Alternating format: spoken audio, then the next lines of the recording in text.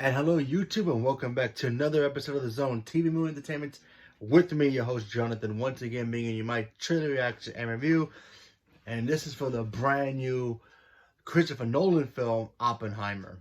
Now, this did play on Avatar in IMAX. Unfortunately, I didn't get the chance to see it. I did get to see the Barbie trailer, which my review is up on my channel right now. You can go check that out.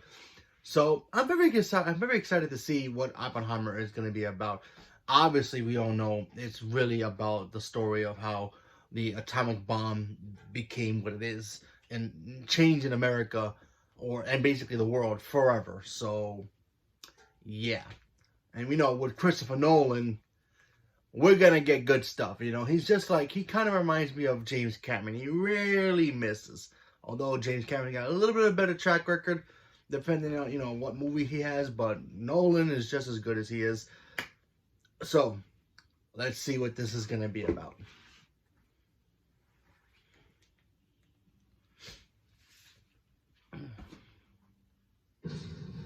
Oh, Emily Blunt's in this. That's cool. I had no idea. Huh. I heard there's a big stock cast in this movie, so.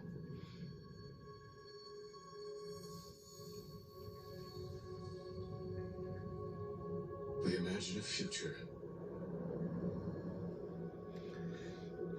Oh And boy. our imaginings horrify us. Look at that. They will fear it.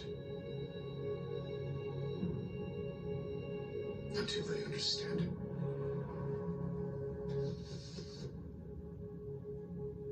And they won't understand it. Until they've used it.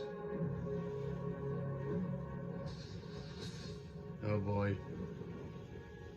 I heard some of this is going to be black and white, so that should be cool.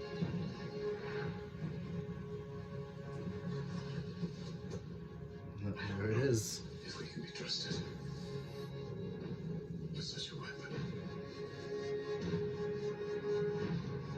But we have no choice.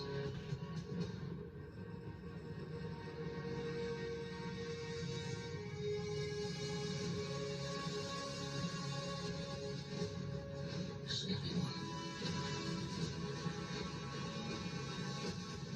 Oh shoot, Josh Beck. Good for him. Good for Josh. The truth. Wow, look at that. That's incredible. But what's happening here?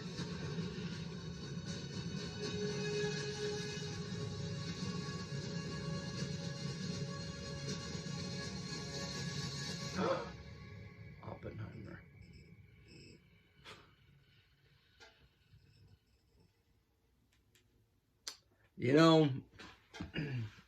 Once again, Christopher Nolan proves that he can take a trailer, really, rarely give us exactly what the story of this movie is and still captivate us of what this movie is. Regardless of what little plot we know about the film, he still gives us enough visuals just to tell us a story without even actually telling us what the story is. Obviously, we know what Oppenheimer really is. It's going to be about how America and basically, changed the world with the atomic bomb and how all that came about. I rewatched Spider-Man the other day, and something caught my eye about that movie. And this is Spider-Man 2, and also connects to No Way Home. You ever wonder why when Dr. Octopus holds, his fusion about, the sun and all that, holding the sun in the palm of his hand, I can imagine that's exactly what the scientists are thinking in their mind when they were building the atomic bomb. The atomic bomb, there was one scene in this trailer that you saw, it looked like the sun, but it was contained in a small little window. That's holding the sun and the power of the sun in your hand. A nuclear bomb is like the sun. It's like an explosion that can captivate and just be a destructive force. Anything that ever happens to the sun, we all get wiped out. We all know that. So I always question about why does Dr. Octopus always say that when he created the whole nuclear fusion thing. He says the having the power of the sun in my hand. That's exactly what the atomic bomb is kind of is. It's holding this power of a sun in your hand in a nuclear way, and it's devastating. It's powerful, but also in fall in the wrong hands, it can be devastating.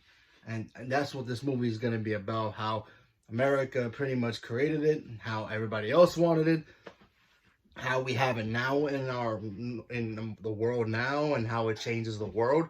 I mean, obviously America used it before. We know the story. So yeah. This is a very interesting story, and I hope in the movie when we get it, I hope we get to see maybe the consequences of testing out the bomb. Because I always wondered, how do they test those bombs? Now I know they probably put in they test the torpedoes and all that stuff in the ocean, but how did they actually achieve of testing the nuclear bomb in the ocean?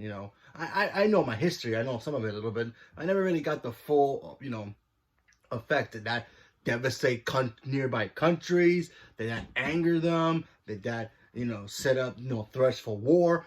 How did that all came about? And hopefully we get to see that in this film, because when you listen to it in the documentaries or movies and all the other things from history, you don't get the full effect of it.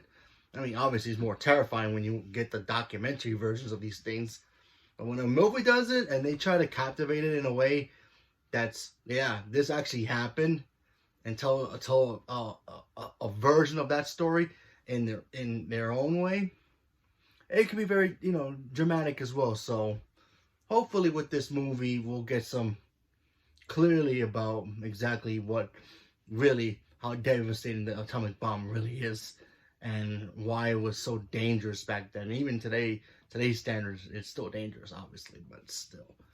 But especially back in those days, especially having that weapon in the hands of people who could or may not be trusted. But let's see when we get those answers in the movie.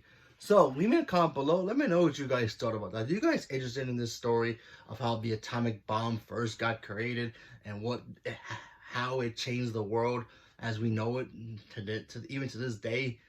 What is your opinion on this? Do you think this is going to be an interesting story? You think Christopher Nolan is going to do a good job with it? I mean, visually, Christopher Nolan is going to do a good job with it, but I wonder if he's actually going to recreate the bomb explosion. I heard rumors that he might recreate it in some way, but I'm very interested to see how that's going to turn out. But anyway, in my comment below, let me know what you guys thought about it. Stay tuned for more. Thank you very much, and have a good night.